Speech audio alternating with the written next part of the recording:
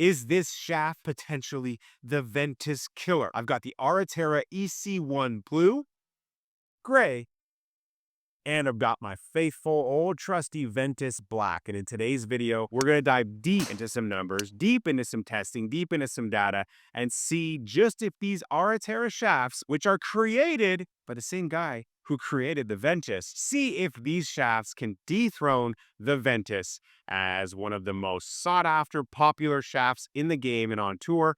So let's get into it. So Aretera, a new to market or newer to market brand founded by Alex D, who is the pioneer visionary at Fujikura who helped design and create the Ventus shaft line.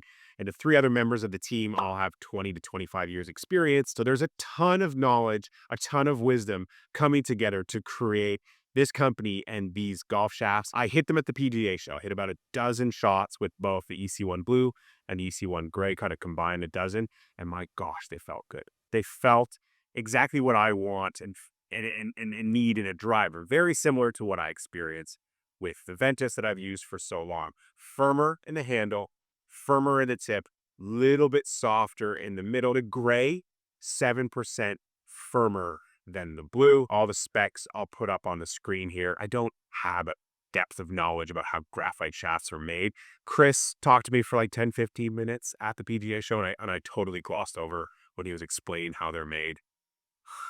Most companies use like 5 to 7 layers of graphite, layer them, wrap them. Aretera is using 20, and most just do the inner layers at 45 and the outer layers at 0 degrees, whereas Aretera is alternating a 45-degree lay of the graphite, a 0-degree lay of the graphite. They're alternating, which they're claiming, believing will create just better stability, better control feel throughout the whole shaft. And those dozen shots I hit, it was really, really good. So I stayed in touch with them. They sent me a couple, and it's been a long time coming, but we did diving deep into the testing. I have tailor-made tips on all of these.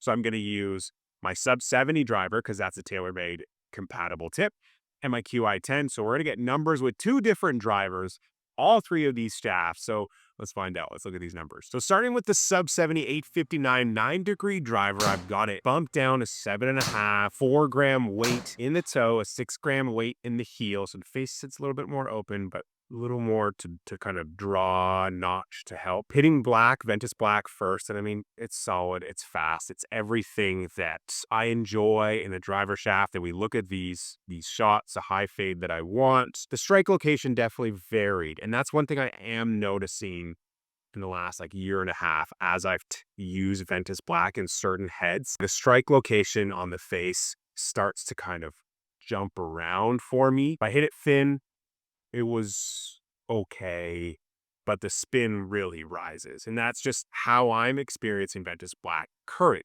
And if we look at the Blue, the strike location was more consistent. Shot 8 here, the worst for kind of that heel spinny thing, and it stayed under 3,000 RPM. But if we look at some of the Ventus, a couple that were hit low heel, the spin got into 32, 33. So just interesting food for thought. Shot 7 with the Aretera was really interesting because it was like a toe banger, but it didn't do this. It just kind of went, and that was really, really cool. Then we go into Grey. I found myself like trying to square it up. Like it was just a wee bit too stout in that setup.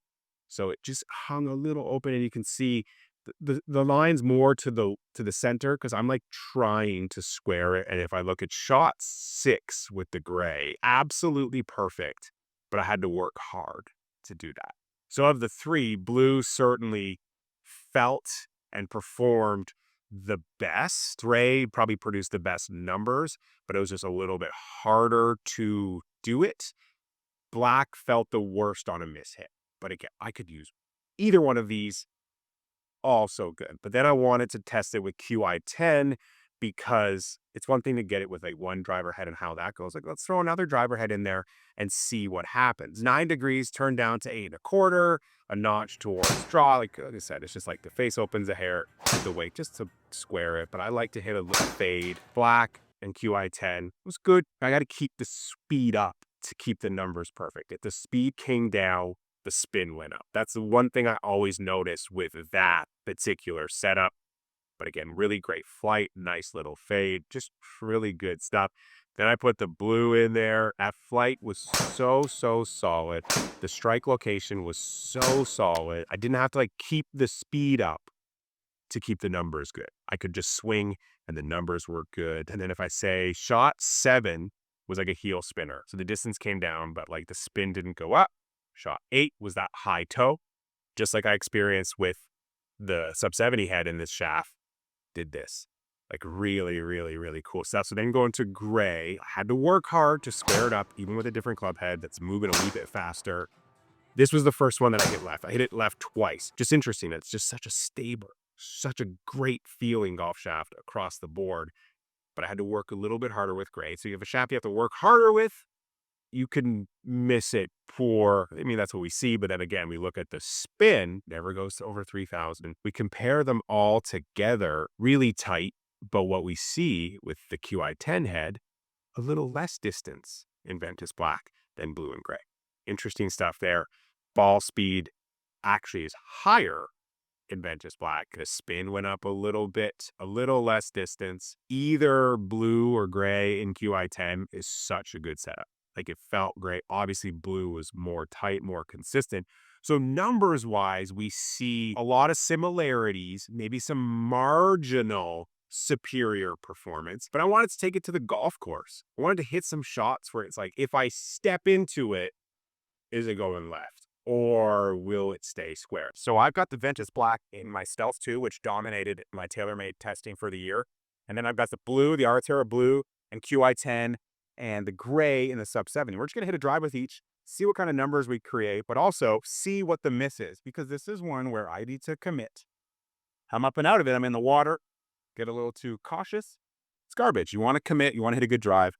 So let's see if, you can commit, hit something hard. So that was just like a heel banger. Ball speed's 170, 117 club head, low spin. Then the carry was a little off at 245. Oh, wow.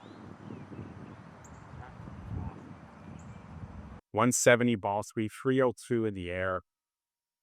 That was fantastic. 2200 RPM.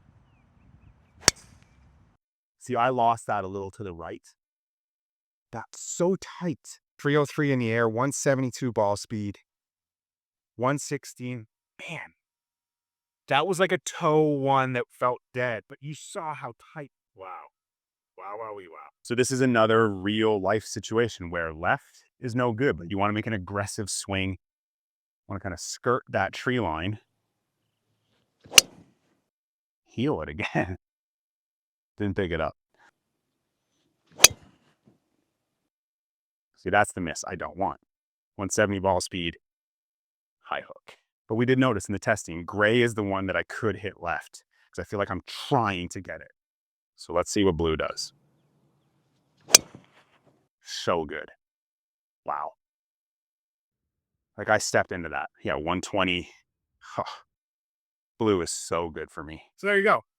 I think I've given you a lot of information, a lot of data, a lot of food for thought. Is it a Ventus killer? No, it's not a Ventus killer. I don't think any shaft is a Ventus killer, or any shaft could be your Ventus killer. Because at the end of the day, the best shaft for you is the one that is fit for you and gives you the best performance on good shots and the best performance on your bad shots.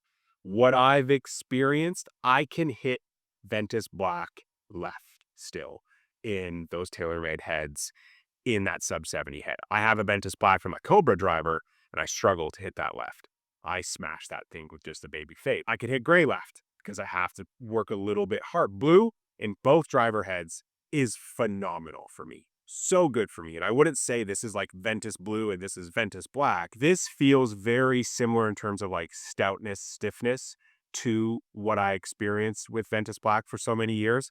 But my gosh, I want to put this into my Cobra driver because that is my gamer. And I feel like if I can get even more consistency, more stability, more like better numbers on miss hits, win across the board. So Aretera, roughly the same price as a Ventus shaft, maybe $20, $30 less, depending on where you find it or who builds it for you. I think we're going to start to see more and more players on tour using these as they get out there and get to testing and get to experiencing them, because they fire where you want them to. They just feel great if this is the profile you want. Really great golf shaft. Is it the Ventus Killer? No, it's not. But for me, it was better. So it makes more sense putting this in my bag if I were to choose between this and Ventus Black and that sub-70 driver or the QI10. So food for thought. I hope you enjoyed this video. Let me know, have you ever swung an Aretera golf shaft? Sound off in the comments, and we'll see you in the next one.